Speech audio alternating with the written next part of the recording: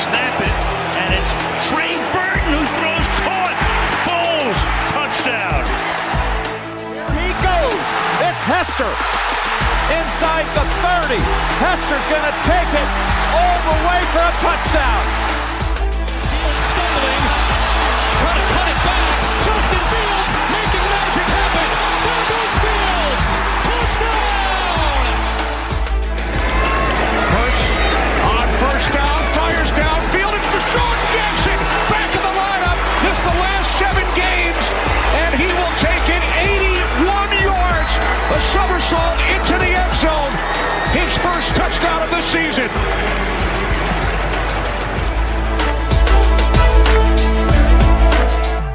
You're listening to the Pigskin Project, the world's #1 football podcast. Now, with more insights on all things football, here are your hosts, Ben Hansen and Ryan Matthews. Ladies and gentlemen, welcome back to the Pigskin Project. First off, I just want to say this because I haven't recognized this, and Ben, I don't even know if I told you this or not, but we have not recognized this for weeks. This has been a thing for a long time, and I just wanted to say thank you on behalf of both of us. We have officially hit 100 followers on Twitter, which is really cool. So, awesome. Woo. Cool. Thank you guys so much for that. Yes, thank you guys. And I would urge everybody else that has not followed yet to go ahead and follow us, please. It's just nice to know that people care, It's nice. Yep. Anyways, so long week for me, but Ben, we had a fun week, 34-6 against the Cowboys. We'll talk about it next segment, but how are you doing, man? Man, I'm feeling good. Eagles are looking good. It could not have asked for a better IU Michigan game from my standpoint. I had a couple of friends come down to visit. I got a new tattoo. All is right in the world. Trades. Yeah. Well, it's not stupid for me, but that's besides the point. Let's just say, guys, you made 2 fleeces of trades. I got James Cook and Breece Hall for like nothing. We'll leave it at that though. But man, I'm feeling good. How are you doing? It's been a long day. As you can see, blanket wrapped around me. I am cold. That's really it. And my hoodies are dirty, and I didn't feel it trying to. I'll be honest with you. I still have not unpacked any of like my stuff that gets hung up. So like my jerseys, my hoodies, stuff like that. So I didn't really feel like going after all of them. So I just wrapped myself in a blanket. So I apologize for anybody thinking that, hey, this guy's just a bum. I promise I do care. He's just cold. I'm just cold and I'm tired. It's been a long day. I'm frustrated with this team, and we'll dive into it a little bit. But I say, why not just go ahead and get started at this point, right? I agree. So weekly review. Bengals and Ravens. The Bengals lost 34-35 when, to be honest with you, they deserved to win this game. Great. It was a huge win for the Ravens. But what a game. I mean, this one was such a fun one to watch, especially from my perspective, because I had Jamar Chase on my fantasy team. Oh, I bet. And so, what a great game this was to watch just in general. Were you able to catch it? Yes. Oh, yeah. I watched that game. It was a stellar game. It was maybe the best Thursday night football game we've had all year. And I thought for sure the Ravens were going to lose, but Lamar Jackson is currently on his MVP arc. He already has the same amount of passing touchdowns as he had last year when he won the MVP. So I think he is very much the front runner right now. But it was a great game. Really enjoyed it. For sure. Panthers beat the Giants 20-17 in Germany. This one was cool. I remember, I guess I'll speak for both of us here. I remember texting the group chat in the morning, right when the game was ending, and it was all consensus. Just look at Bryce, man. This guy deserves this win. It's nice to see him smiling and celebrating. The Panthers have had it rough for the last 2 years, and I guess 3 years now. Ish. But it's nice to see him succeed. Moving on. Absolutely. All right, here we go. You ready? This is what, my second week in a row. Patriots beat the Bears 19-3, and they didn't just beat us; they kicked our butt. Ben, I'm gonna let you get your thoughts out before I get started about this mess, because there's a couple, and I know you've got some questions and stuff, but there's a couple points I'd like to hit on. No, well, honestly, all right. So the big one obviously was Shane getting fired. I'm sure you're going to touch on that. I think it needed to be bigger. I think Flus needed to go, and I know it's the whole thing with like the Bears and tradition, and you don't fire our coaches midseason. And how are the only two coaches left in this regime, Flus and the offensive line coach? Offensive line, arguably the worst thing that's in this franchise the last 3-4 years. It makes absolutely no sense. But the other thing that's kind of been ticking me off about it is there's been like even more of a rumbling within the fan base, and I guess even within the players. I don't know how credible that report actually was, that Tyson needs to start.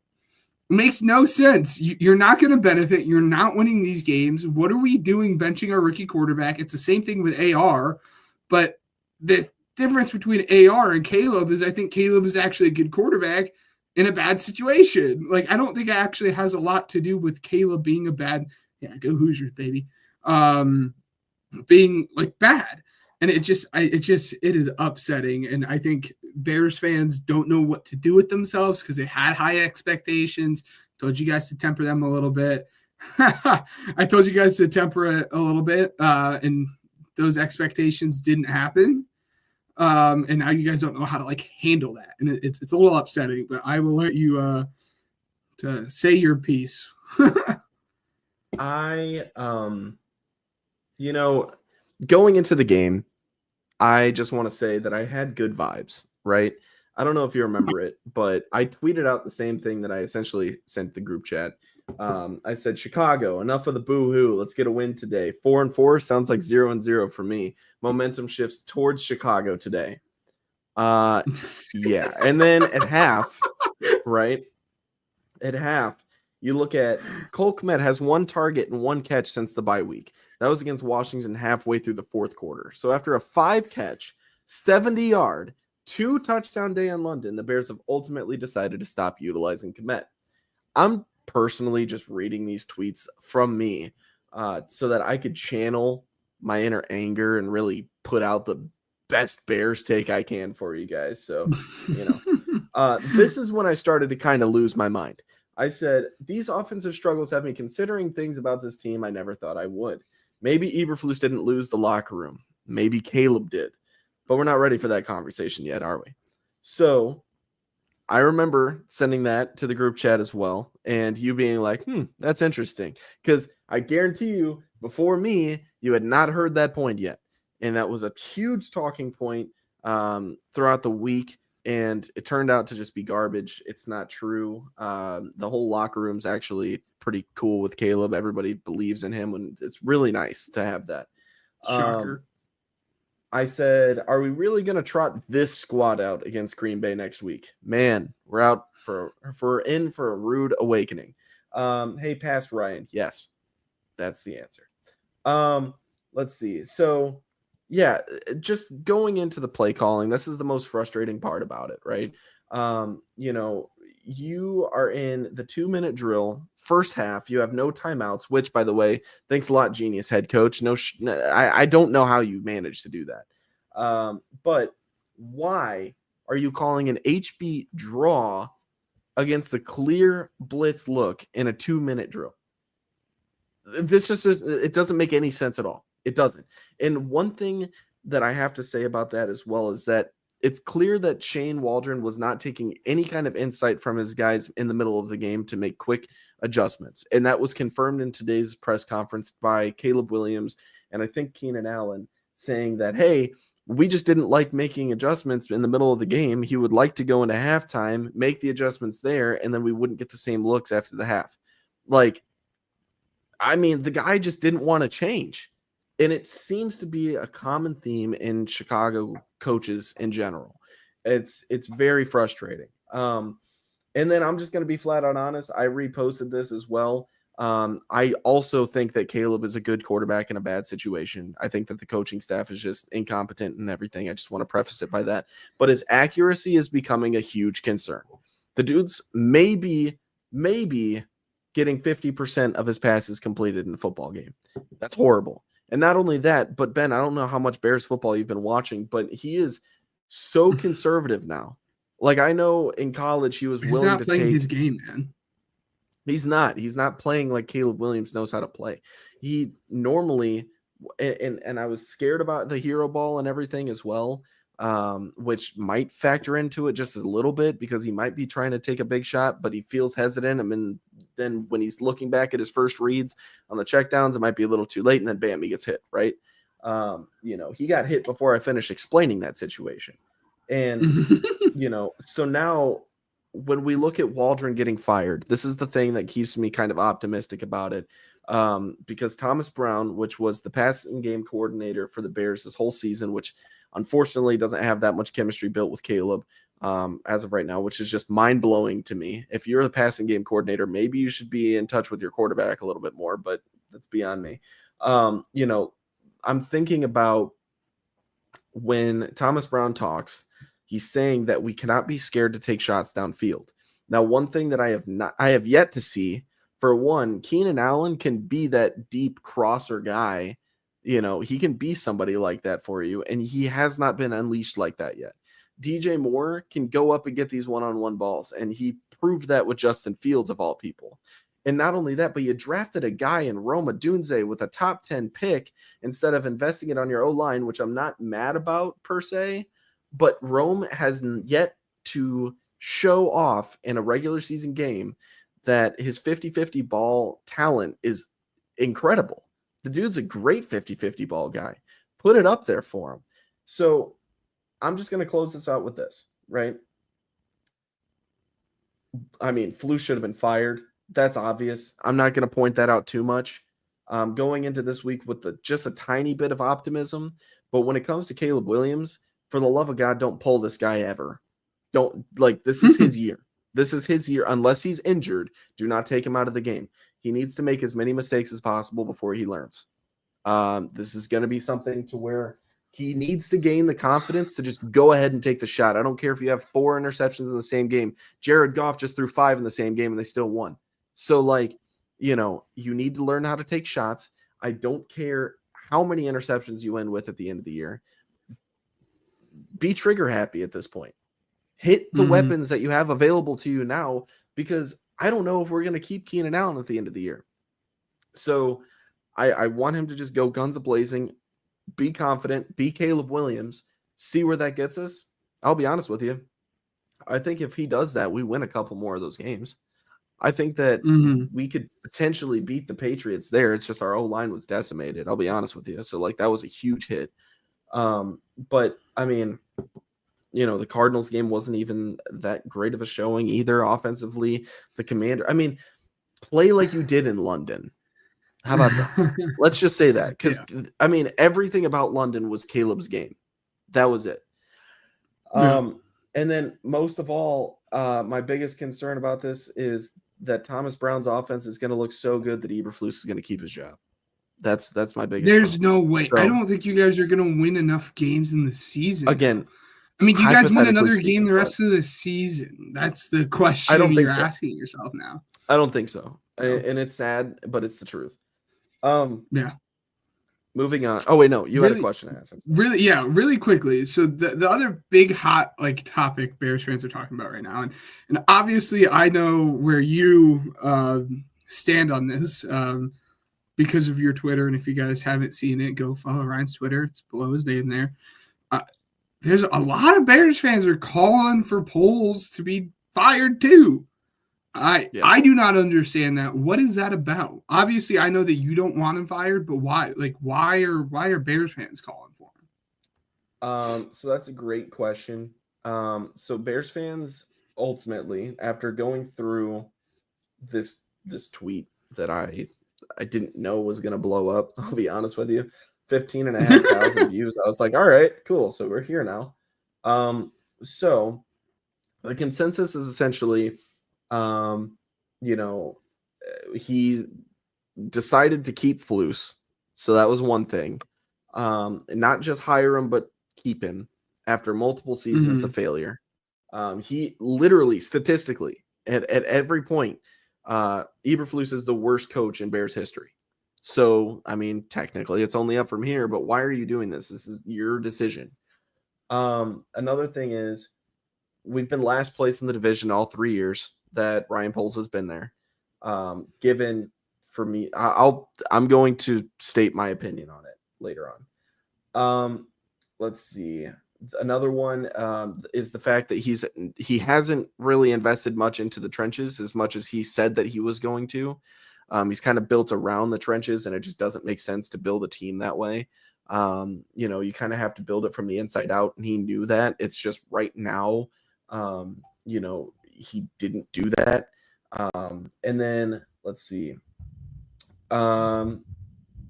He gives away draft picks as well. The Feeney, the Bates, and Claypool trades have not gone well. So overall, what I'm reading from this is this, right? Bears fans are just very frustrated that we're losing and continue to lose despite the fact that we do have a lot of talent on paper, right? All of these Bears fans that I see in my replies, let's be honest, every one of them was watching Hard Knocks and thinking, we've got a chance at something good, right? Yeah. And so to turn just like that is so weird to me. And so, there were so many people that were criticizing him so much to think about, oh, well, what has Poles done to save his job? Blah, blah, blah. Well, let me tell you live right here on the Pigskin Project. The Kevin Byard signing has been really good. I know you didn't like it at first, but he's been really good so far this year. Brisker, despite the fact that he's been injury prone, he's played really good football when he's healthy. Andrew Billings has been a really good defensive tackle for us, and he flies under the radar. I'm not saying he's all pro or pro bowler or anything like that. He's just playing well, and that's all that you need. Gervon Dexter has played very well. He's been developing exactly the way that we wanted him to, and he's only in year 2. Kyler Gordon, playing really good football. In fact, he's just gotten better over the past 3 years as well. He extended Jalen Johnson to a deal that isn't lucrative. He extended Sweat, and I understand that, right now it's kind of like a in-the-middle wishy-washy kind of thing. I don't think he overpaid for him, but I also don't think that he underpaid as well. He extended Kmet to a reasonable contract. Kmet's actually our number 2 receiver when it comes to receiving yards so far this year, or 2 or 3, I think. He also had the Panthers trade, which some could chalk up to luck. I totally understand that. However, we still haven't gotten the full extent of what that trade consists of because we haven't spent our second-round pick from Carolina this year, which is still, awesome in my opinion. He completely reshaped the roster using that one trade.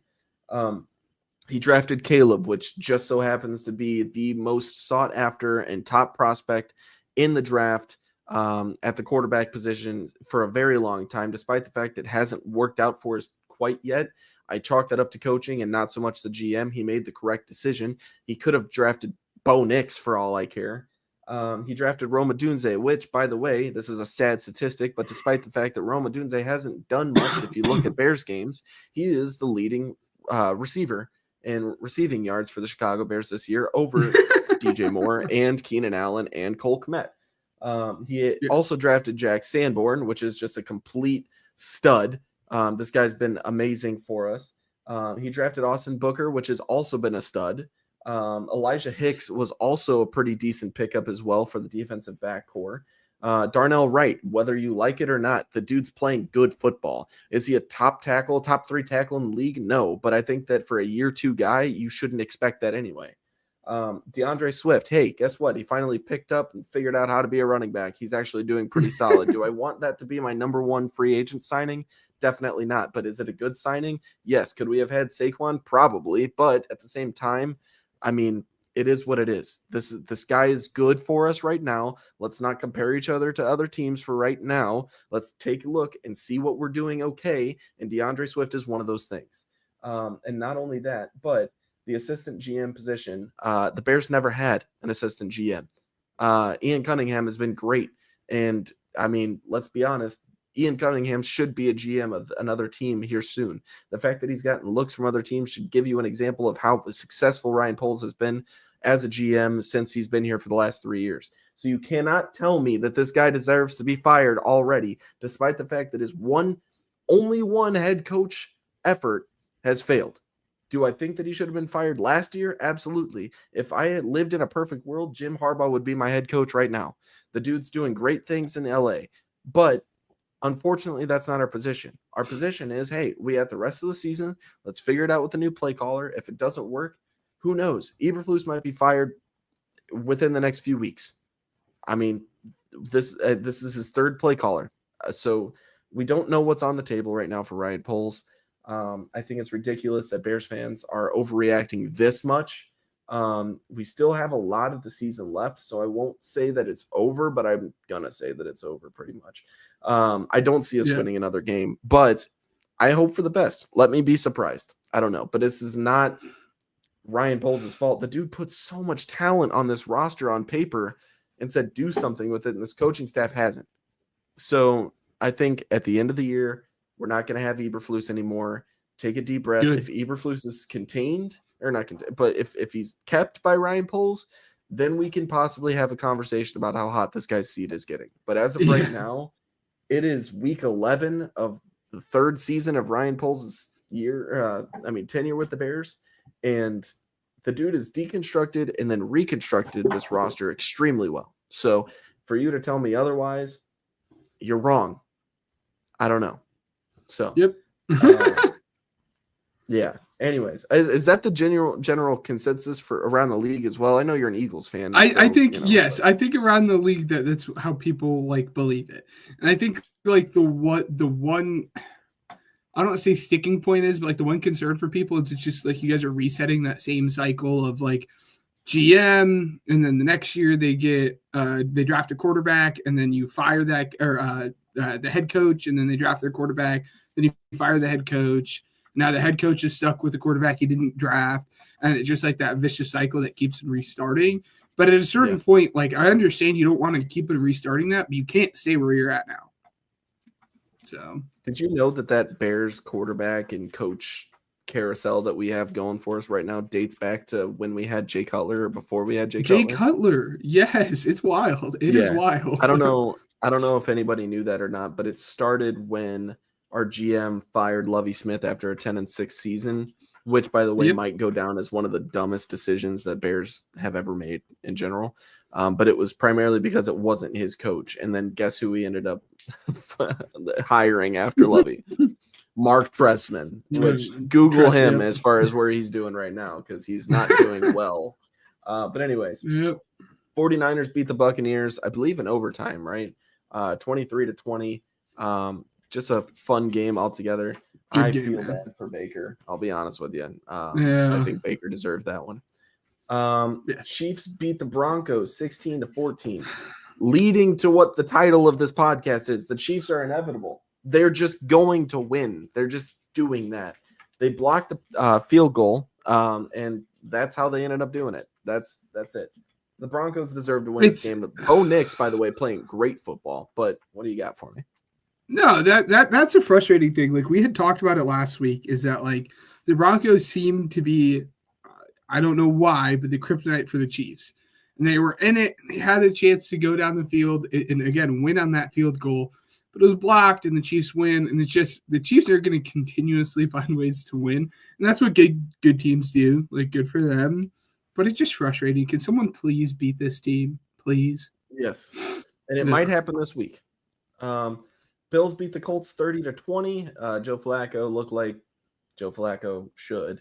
He went 26 for 35, 272 yards, 2 touchdowns. So far, so good, right? 3 interceptions. So 3 interceptions. Literally picked 6 on the first play of the game. If you're gonna lose, why is AR not in? Yeah. Well, if you're gonna lose, why is AR not in? And we'll get into it for Pick'em, but Steelers beat the Commanders 28-27. Dude, Steelers, man. Yes. Steelers, man. Yes. Good for your Eagles, too, for division standings. It's awesome. Yeah. Vikings beat the Jaguars 12-7. which is that a Vikings problem or is it a Jaguars are kind of good, but they're just getting beat by good teams? Sam Darnold had 3 interceptions this game and didn't even throw for a touchdown. Finally the last 2 weeks we've seen like Sam Darnold of old, and maybe Sam Darnold isn't this MVP caliber quarterback that everyone was trying to tout him as the start of the season. And maybe JJ McCarthy actually is on track to be the starting quarterback for this team next year. So here comes the hopium, right? I'm telling you right now, because the Bears play him in 2 weeks. Is there a chance? Who knows? Is there a chance? Is there a chance? Saints beat the Falcons 20-17. Holy crap, did Kirk just completely blow this one away? I mean, I don't know if you watched the end of that game or not, but I did, and it was just, what are you doing, man? He literally wasted a solid 10 seconds of game clock right at the end of that. I mean, it's his fault. It's his fault. And MVS taking over that Rashid Shaheed role, just being the deep threat. He only had 3 catches on the day, but he had 109 yards and 2 touchdowns. I mean, if you're going to hit big plays like that, I mean, you sure as heck should win. Yeah. Titans lost to the Chargers 17-27. Chargers looked really good in this one. I mean, Justin Herbert, man. That's all I got to say. I also looked at the mic'd up for this game. Really fun. It. Oh, Jim Harbaugh's great. My favorite is when he was going to the sideline and he's like, "Hey, come here. Act as if we're talking about a different pass play. Act if we're going to this corner and this corner." And they start just like talking about something different, but like pointing towards like the corner of the end zones, and then they run the touchdown, and it was fun. Cardinals beat the Jets 31-6. I kind of expected this one. I picked it. I don't know. I mean, look, you and Matt were huge on the Jets. I didn't see it. I honestly didn't. Well, Rodgers is looking like a bum. Rodgers just has not looked good, like at all. And he wants to play next year. This is all on him. I know. Another blowout too. Eagles beat the Cowboys 34-6. This whole afternoon slate was horrible. I mean, just not great. It was. Was 34-6. Jerry needs to use the blinds. All I gotta say. Use the blinds. What are we talking about? It's so dumb that he does it. He's like, it's a home field advantage. Well, it hurt your team. I don't see an advantage. The whole quote that he had about, he's like, "Oh, well, let's just tear the whole thing down and make a new stadium then." It's like, Jerry, you old man. Just put up the blinds. Oh my gosh, he's a dementia patient. He's a dementia patient is what he is. Yeah. I bet you want to have the sun shining in your eyes in your booth that you have in your stadium that you built for yourself. Okay. Lions beat the Texans 26-23. I mean, comeback win. Wow. Comeback win for him. It was good, man. I'm sorry. So, okay. I got to share my screen here because I want you to see this as well. So I have, weekly stuff pulled up, right? You see how long the game recap is for this? 122 minutes and 43 seconds. That cannot be right. That can't be. Right? I don't know. Anyways, and then last but not least, 2 days ago, which it feels like yesterday. I don't know. Maybe I'm going crazy. Dolphins beat the Rams 23-15. This one, I mean, I was rooting for the Rams. I'll be honest with you, but it just wasn't fun though. Like, it just wasn't fun. Like, I turned it off. It was just like wild for me to say that I turned off this game. It just wasn't fun. I think I know why. I think because these are 2 very high-powered offenses that got shut down. I think that's really it. And I think everybody will probably agree with you as far as that goes as well. Let's go ahead. I want to kind of, no, you know what? We're going to jump straight to upset alert. What do you think? I think that's a good idea, right? Yes, that worked. Just when you thought it was safe to play the underdog, we put you on upset alert. Here we go, baby. How many games you got? I have 5. I have 6. So you can start, and then I'll list off whatever you didn't have. All right, that sounds good. I need to like dig into this, like as to this whole Houston Texans thing. I will let you guys know why it's 122 minutes. By the way, this is Yeah. Anyways, yeah. So the first one I'm gonna have again, it's me being typical old me. Commanders versus Eagles in division game. You never know. Two good teams. That one just felt like a given to put that in there. Eagles are favored by 3.5, so by a touchdown basically. Again, that felt like. I'm sorry. They posted the entire game for the Lions and Texans, so that's why it's that long. Anyways, continue. Yeah, I have the same one. Go ahead. But yeah, so I have that one. That one just felt like just felt easy to like add that one in there. Like if you don't have that as like an upset alert, what are we doing? The next one, which might shock some people, the Vikings and Titans. The Vikings are favored 5.5 points, and I don't think it's because the Titans are good, obviously, but I like this going. If Sam Darnold is going to play the way Sam Darnold played last week against the Titans, I think the Titans are at least going to cover this game. Like the Vikings are just not, like, which is wild, and I don't think so. I think it was just one bad game for them and whatnot, but if they play anywhere near how they played last week, Vikings fans might have to start getting worried. Next one here, again, in division matchup, Ravens versus Steelers. Ravens probably should not have won that game. They're favored by a field goal, -3. Again, and this is in Pittsburgh. Pittsburgh is always going to be a tough place to play. And then again, you're including all the factors of being a division game. And again, I could really see that one going either way. And then I have the Broncos and Falcons. The Broncos are favored at -2.5. Falcons probably should have won that game. Like you said, Kirk kind of just fumbled that away for him. I don't know what he was doing there. I could really see this game again going either way. And then the last one is Bengals and Chargers. The Chargers are actually favored at -1.5. I think that's just because they're the home team in this matchup. But if the Bengals played the way that they did against the Ravens, this won't even be a close game. So those are my 5.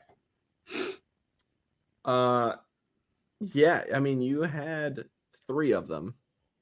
There you go. Oh, wait, no. What was the last one? I'm sorry. Bengals, Chargers? Yep.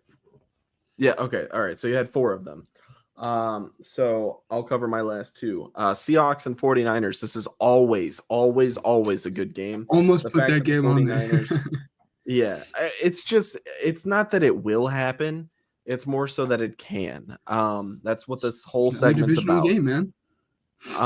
So, and not only that, I mean, dude, -290. I just never think that that's a safe money line ever for the NFL.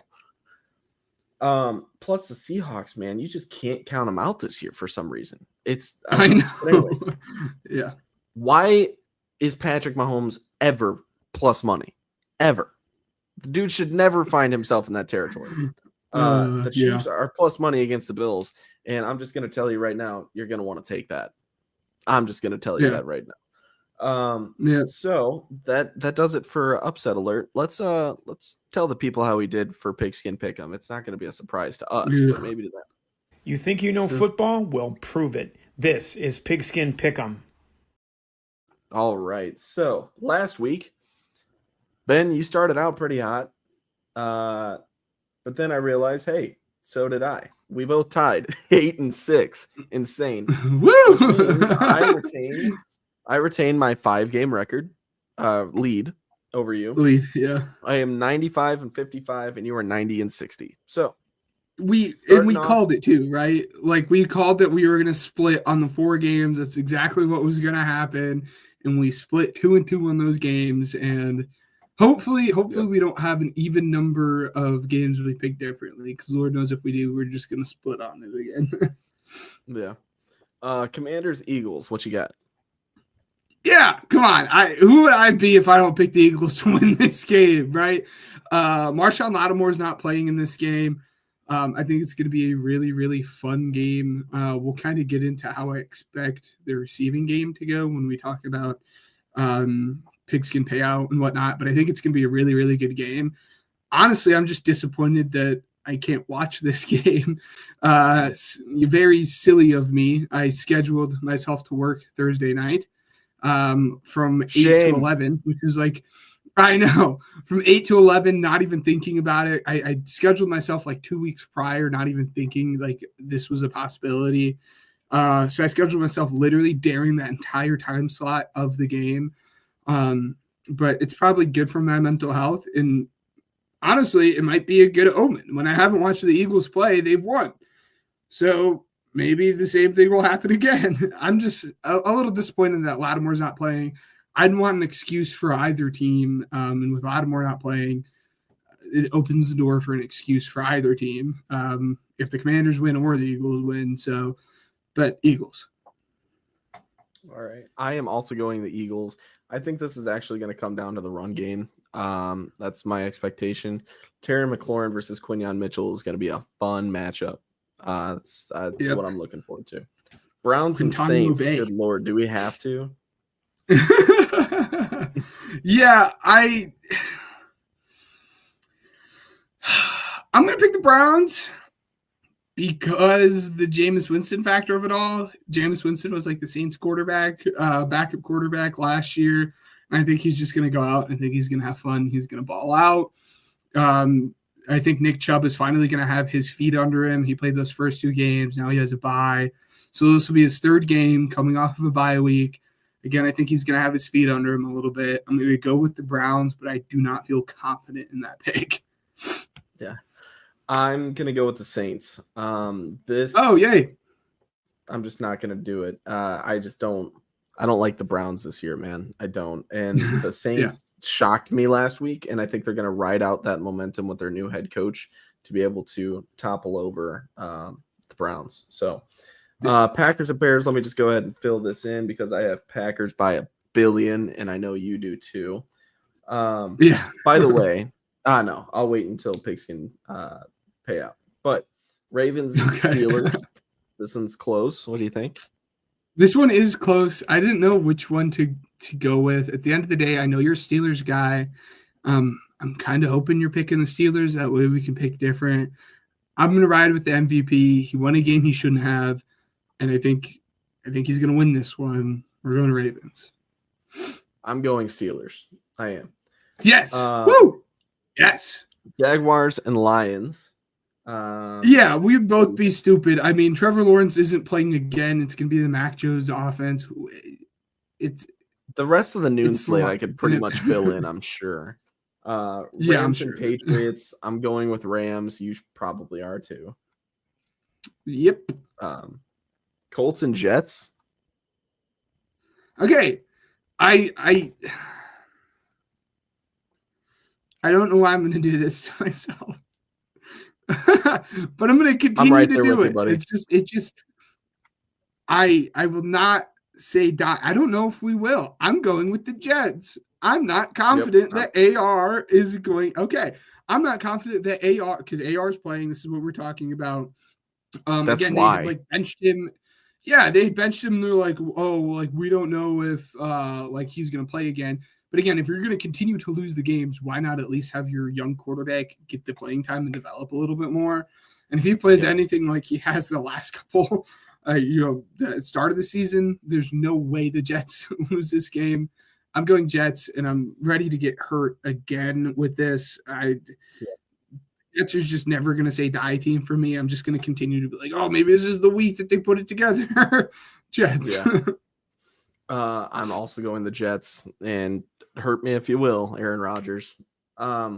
Vikings and Titans. I think we both know where we're going, right? Yeah, I think we're both picking the Vikings here, right?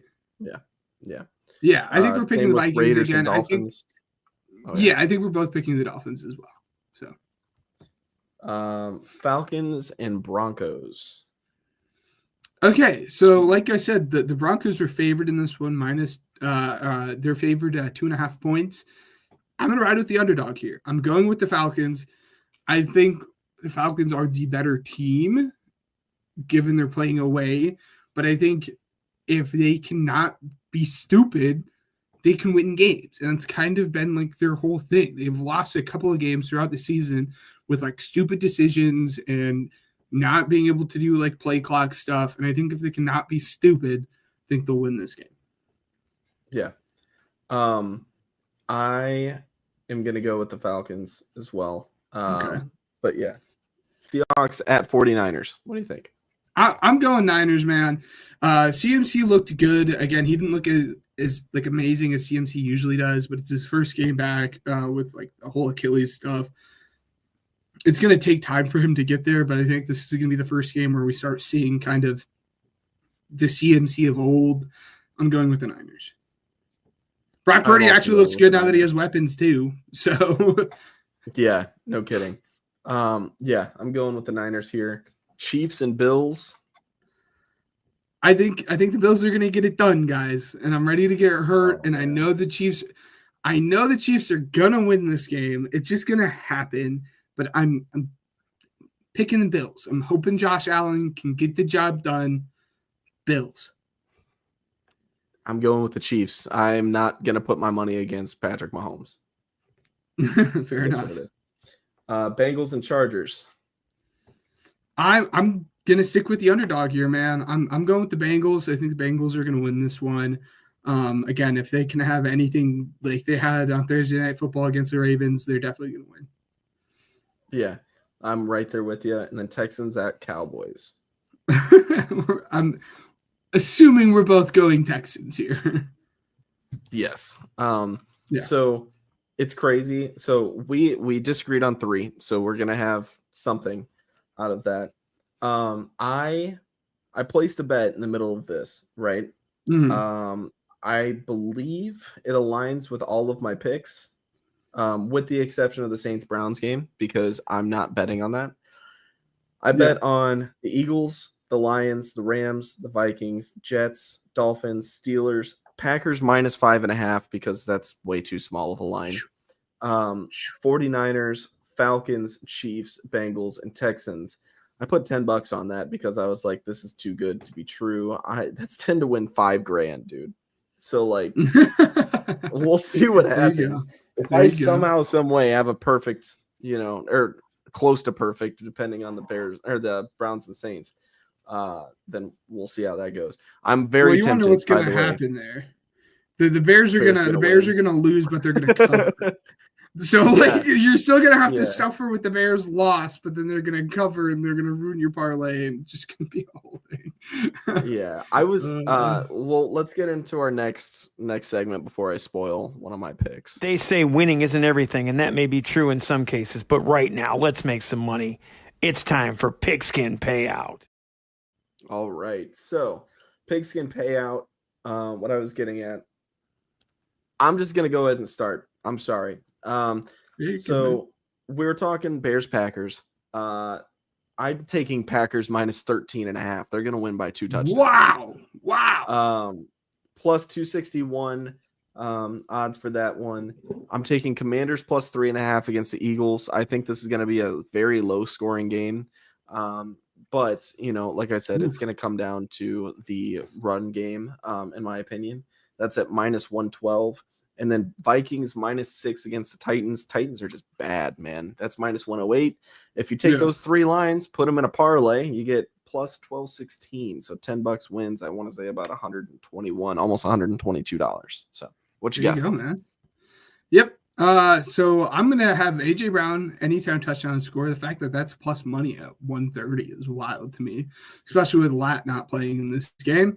In the same vein. We're viewing this game a little bit differently. I'm going to have AJ Brown go over 70 yards. His line's at like 82.5, so we're taking the alt for 70 for him.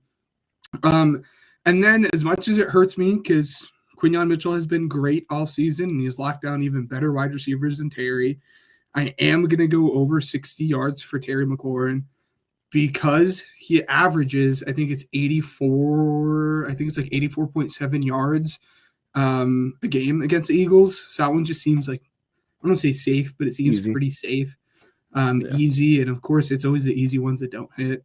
And then I'm going to do the Texans alt spread at -6.5. That altogether, those 4 legs get you at plus 745. That's $10 to win $84. All right.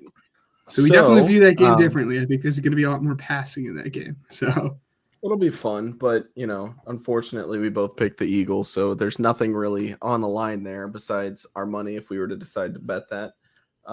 So be smart with your money this weekend. Best of luck to you, especially if you're going to be betting on these games. Pro football isn't the only game in town. Let's take a stroll to Ben's College Corner. IU is in the top 5, baby. Top 5. We love to see it. Yeah, no, it's perfect. They're 5 in the AP poll, and they're 5 in the college football playoff poll, the more important one. Like I said, it was probably the best case scenario of like a game I could have hoped for. I made some money on that one, which was really nice. Yeah, again, as like someone who was rooting for IU to win so I could go and have a fun night with my friends. But I also didn't want Michigan to get absolutely demolished because obviously Michigan fan at heart here. So it was amazing. Couldn't have asked for a better game. We're all here for that. And that is actually a perfect segue. We will start this by talking about our college football poll. Let me go ahead and pull it up here for you guys. As always, if you guys are audio listeners, this would be a good time to go and tune in on the YouTube channel. If you guys aren't, you guys can always find this, by looking up college football playoff poll. These are our top 12 teams. So these are the 12 best teams. Reminder that it's the 12 best teams. Well, it's a 12-team playoff. It's not necessarily the 12 best teams because if you look at this, Georgia technically would be slotted in, but a group of 5 team gets it, and that group of 5 team is Boise. So Boise would actually be that 12th team in and not Georgia. Georgia would be that first team out. And awesome. We'll get into Georgia. Yes, we're here for that. We'll kind of get into Georgia here in a second after this. But this is kind of what our top 12 looks like. The Big Ten, they have 4 of the top 5 teams in the country here. I am all here for it.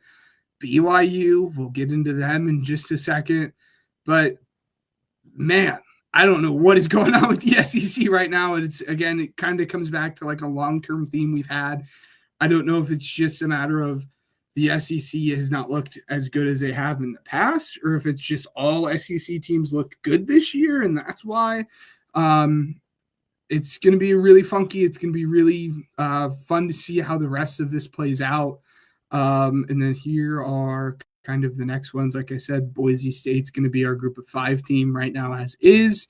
I wouldn't be surprised if Army sneaks in. I don't think they should because Army hasn't like actually really played like good teams of substance, but Army could be on pace to be that team that sneaks in there as the group of 5 team. SMU is another one of those teams to watch out for the Big 12 because as we see right now, our Big 12 champ is BYU. But if SMU keeps on winning, they'll play them in the Big 12 championship, and they might get that Big 12 seed that we see there. And this is kind of the rest. We see kind of a big drop there for LSU. No surprise there with that one off of the awful week that they had. So that's kind of what the landscape of the college football playoff looks like as of right now. There's still a lot of football to be had.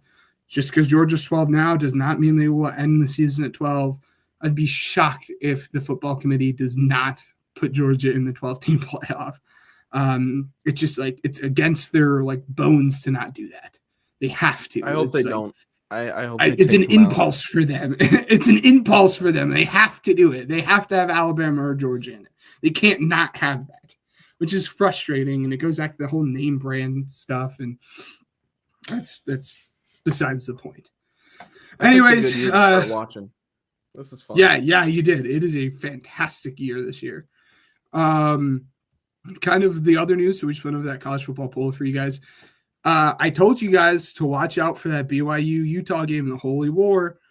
BYU almost lost that game.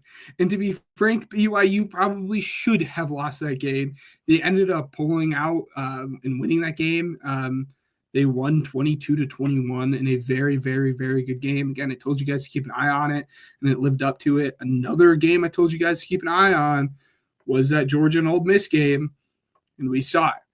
Ole Miss won, man. They upset them. Good for Ole Miss. They ended up beating Georgia 28-10. Carson Beck looks bad. Carson Beck, his whole like big thing was like, oh, he's a pro-ready quarterback in this draft class, and I don't know if he's going to be even taken in the first round at this point. He has not looked very good.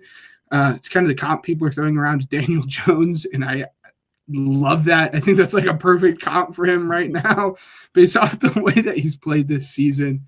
And another loss, Miami loses to Georgia Tech. I think Miami will still end up coming out of the ACC, so they'll still be a top 4 team. They'll get the bye there. But I think it'll be interesting if we see this rematch and Georgia Tech and Miami play each other in the ACC championship, and maybe Georgia Tech has something to say and they can sneak in there. I'm not saying it will happen, and I'm not going to.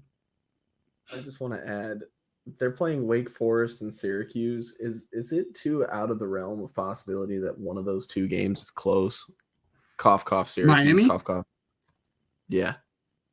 I know Syracuse looked good at the start of the season, but let's be honest.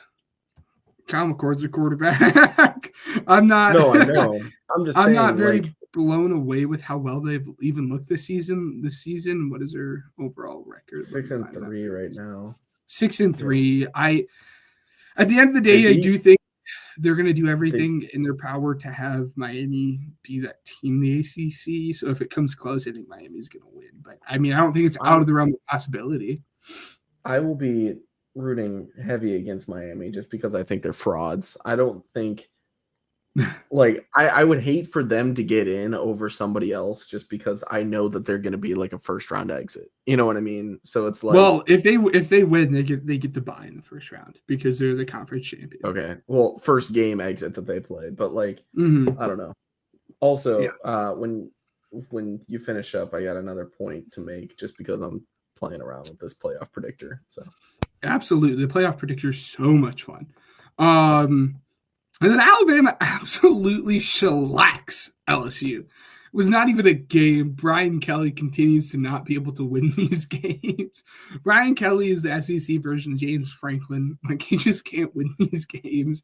It was funny because he went on like the pregame show and he was, talking all of his trash and whatnot, and then ends up getting absolutely blown out. Bama looked like they were not even playing the same game there. It was a lot of fun to watch. I had money on the game, won money. It was a lot of fun. But that's kind of the last I have for you guys until we get to the games to watch for this week. Do you want to go over your playoff predictor here?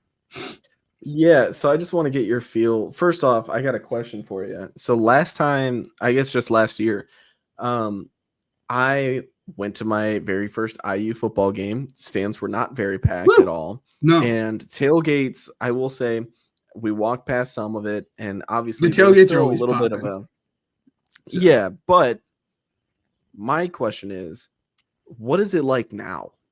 Like, I would love to see it, but can you describe it compared to my experience last year?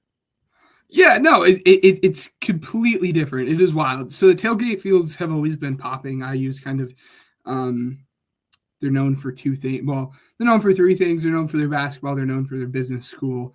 And they're known for their parties.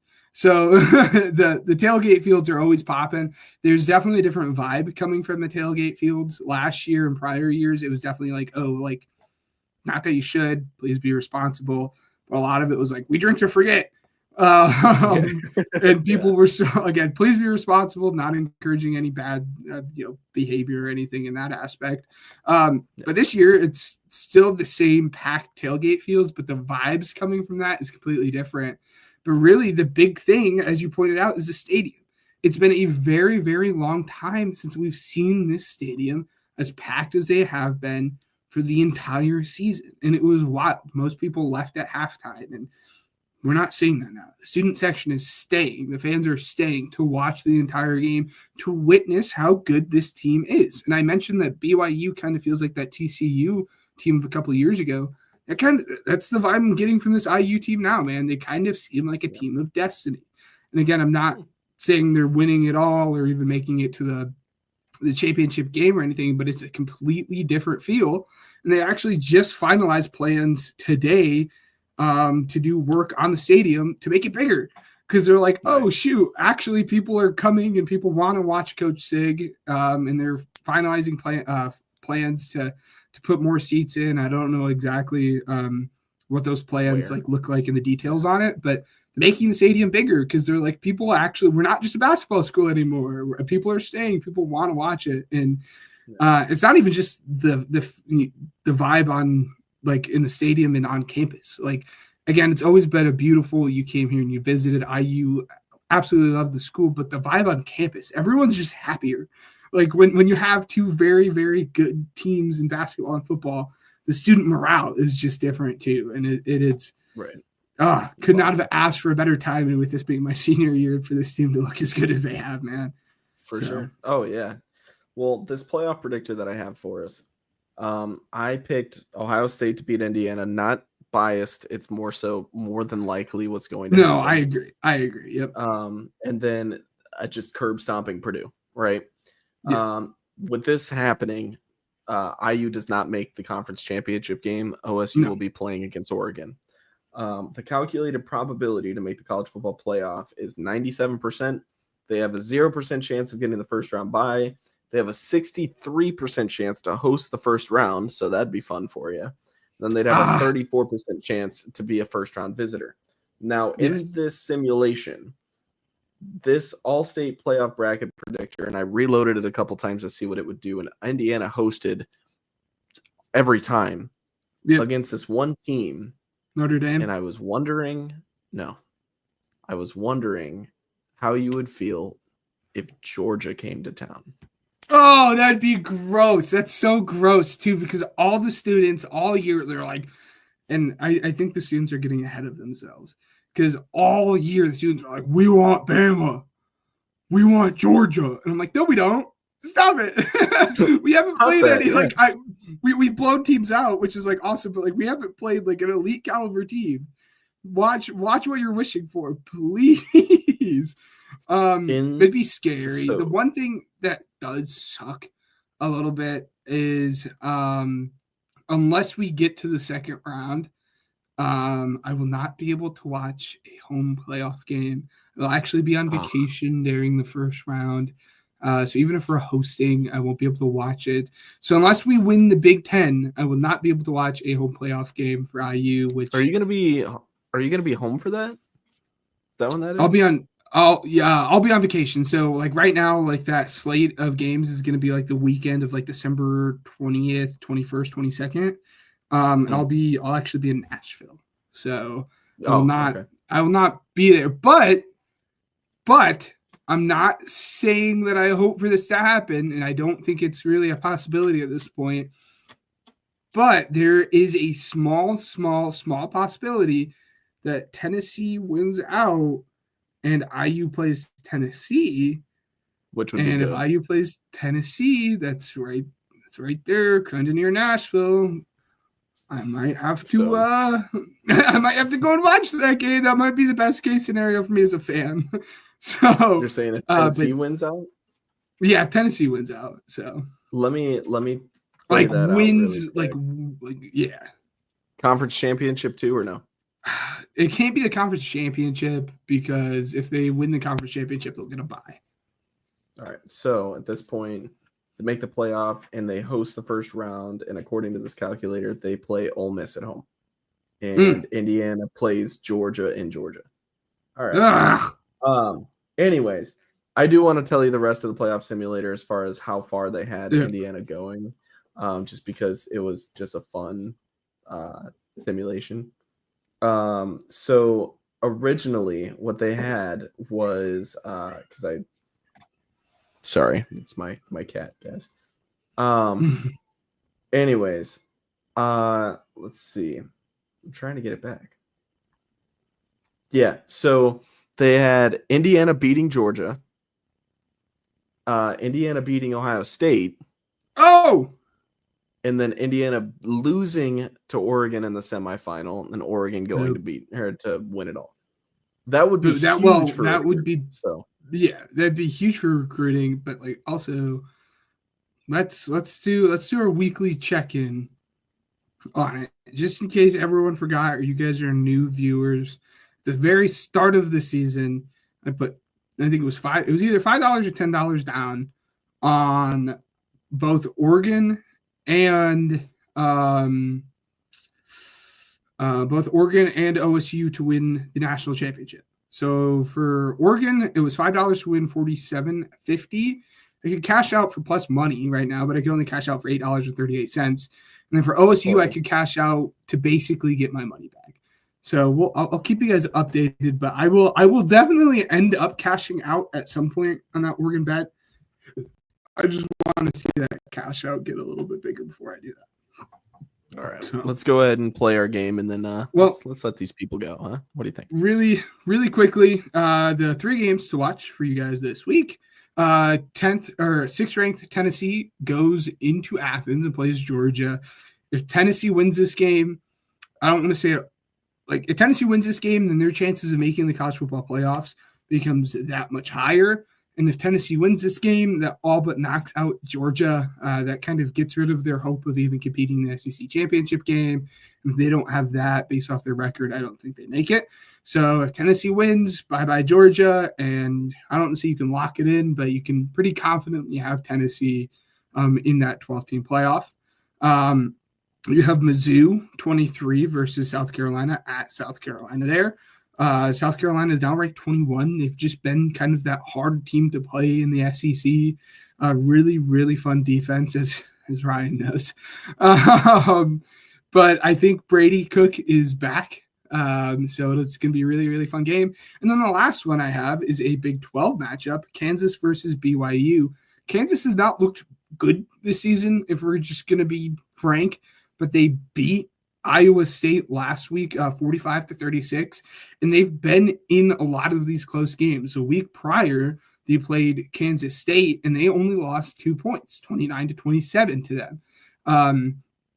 Pretty much all of their games have been within 10 points. All of their games outside of the TCU game have been within 10 points, and if you take that TCU game out, all of them have been a one-score game. So while they haven't looked good, I think they only have 3 wins on the season. They've been competitive in these games, and if they can play anything like they did against Iowa State and BYU plays like they did against Utah, I think there's a very good chance that Kansas comes away with the victory in this game. And then that's when it really becomes interesting, because then who comes out of the Big 12? Is it going to be SMU? So those are 3 really, really fun games to watch. The slate this week isn't the most fun. Like, you have Alabama playing like Mercer this week. As the schedule winds down, stuff becomes a little bit more slow until the final 2 weeks of the season. But those are 3 big games I have you guys put on your radar and watch. It's time for America's favorite game, Weddle. You're on mute, buddy. You are muted. I am so sorry. My cat was using the litter box right next to my desk, and I did not want you guys to hear that. So, anyways, let's go ahead and get started here with Weddle. Let's hope that I can continue this win streak, huh? Anyways, hey, Ben, you want to get us started? Yeah, I can get started. It's where I get started every week. AJ Brown. It's so much cleaner with the ad blocker there. Thank you. I know it's amazing. He's a wide receiver. It's 27 in the AFC. Short. He is short. 27.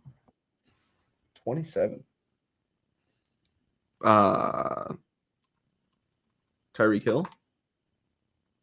No. Bit older. His yeah. Number bit didn't older make sense. than that. Wow, he is short.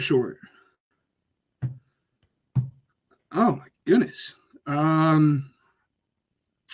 it didn't really give me much. I'm trying to think of like short wide receivers who play in the AFC. Like, my brain goes to Zay Flowers, but it cannot be Zay Flowers because of the Not age. with the age, yeah. Yeah, not with the age. Let's kind of cycle through those teams. It's not Zay Flowers, but Jake, go ahead, Just put do Zay Zay. Flowers, and we can start limiting it. 5'9". 5'9". Okay. So we're talking AFC South or AFC West. West. So south is the Texans, Texans, Colts. I know who it is. Jags. It's Jags. Jags play. Jags. You're not thinking Kirk, is it? Christian Kirk? I think it's Kirk. That's who comes to mind for me. If he's in here. He's not. He's not in here. Mm-mm. It's funny how they just pick and choose which ones they don't want. Yeah. I'm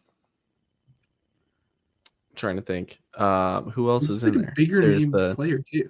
Titans. Titans.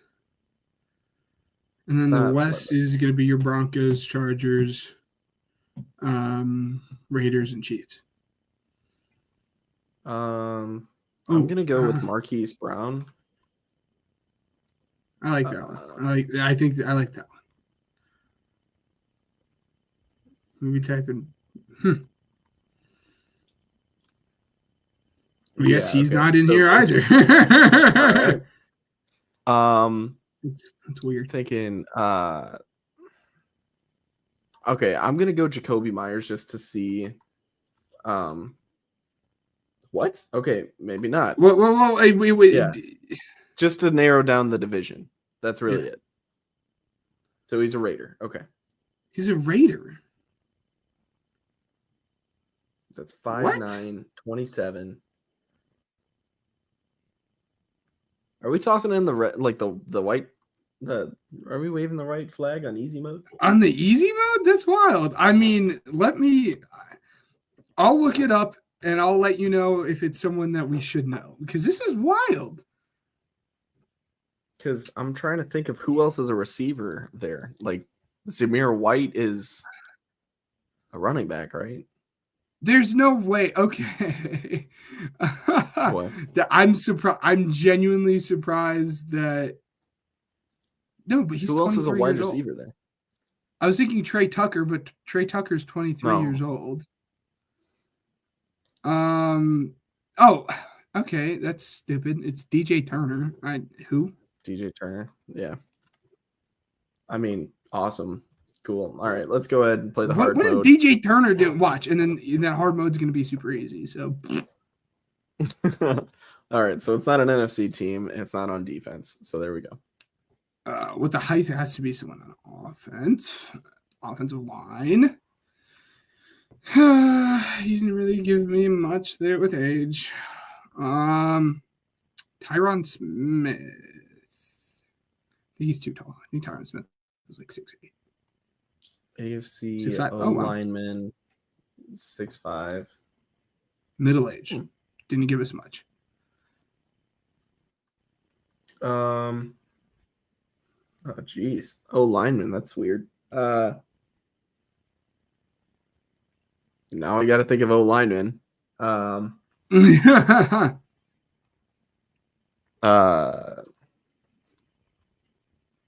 Nelson? No. Okay.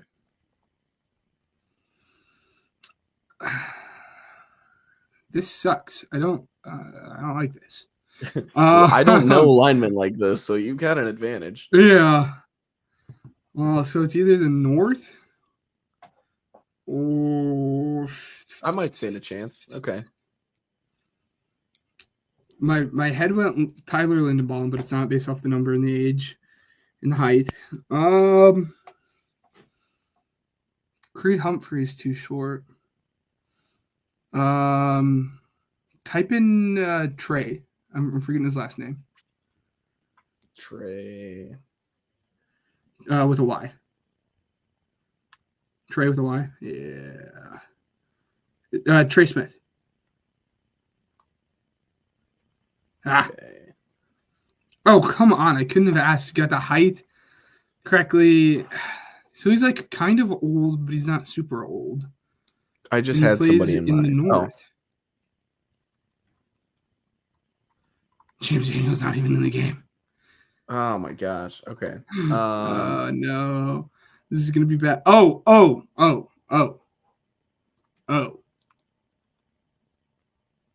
Dang it. Orlando Brown.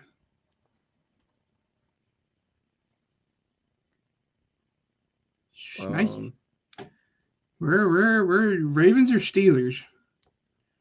Steelers, all of the Steelers, at least starting offensive linemen, are all like young guys.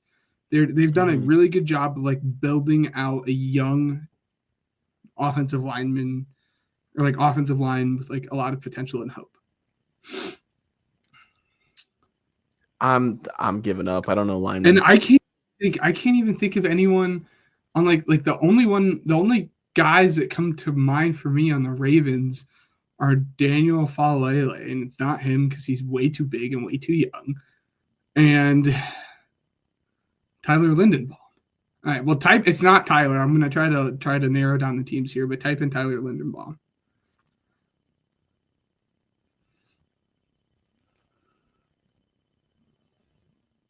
Gosh dang it! That's not who I don't know anyone on this Raven. I'm gonna Moses Brown. You should know this too, but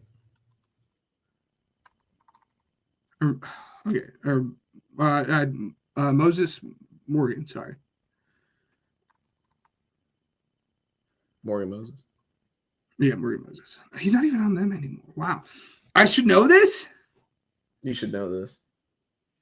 All right. Well, I don't want to throw in the white flag. Well, I'm throwing in the white flag, but don't tell me explicitly who it is. So you're counting out the point, is what you're telling me. 4, 5, 6, 7, 8. Yeah. So I have 2 more guesses. Has this guy played on the Ravens his entire? It doesn't count for a point. Okay. Has this guy played on the Ravens his entire career? Yes. He has. Top 10 pick in 2016. Went to Notre Dame. You think they'd give it away? Tackler interior. He is a 6'6", 310-pound tackle. Tackle. Why can't I think of their from tackles? Las Vegas, Nevada? Yeah. I'm gonna beat myself up. Who is it?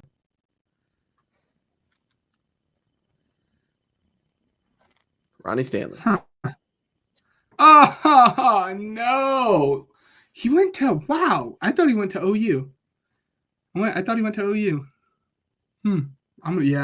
That's embarrassing. Is what that is. Well, guys, strap in because next week's gonna be fun. The Bears are gonna get beaten up by the Packers. It's gonna be amazing, and if they don't, who knows what's gonna happen?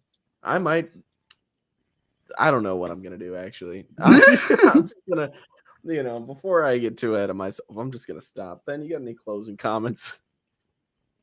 No, really, really good game on Thursday. Make sure we tune in. Lord knows we're probably going to come on this podcast with both me and you being sad. The Eagles are too good. I'm too comfortable with the Eagles being I'm not comfortable with the Eagles being this good. Like, it gets one of those things that now that I know I'm comfortable, they're going to find a way to make me uncomfortable. Lord knows I'm going to come on the podcast and be a little upset next week. But no, stay warm. The weather's finally starting to get cold. Stay warm, and we'll continue pumping out the content to you guys. Yeah. All right. We'll see you guys next week. We want to thank Uppercuts Grooming, Regional Radio Sports Network, and Spotify for Podcasters for helping us grow. To all 19 of you that have been tuned in, I want to say thank you very much. Give us a follow if you haven't already. Like the whole podcast. And it's been a great, consistent group. Thank you guys so much. And then last but not least, if you haven't followed us on any of our socials yet, please do. Have a great week. We wish you all the best if you guys are going to be betting on anything too. So that'll do it for the Pigskin Project this week. Yeah. All right. We'll see you next week.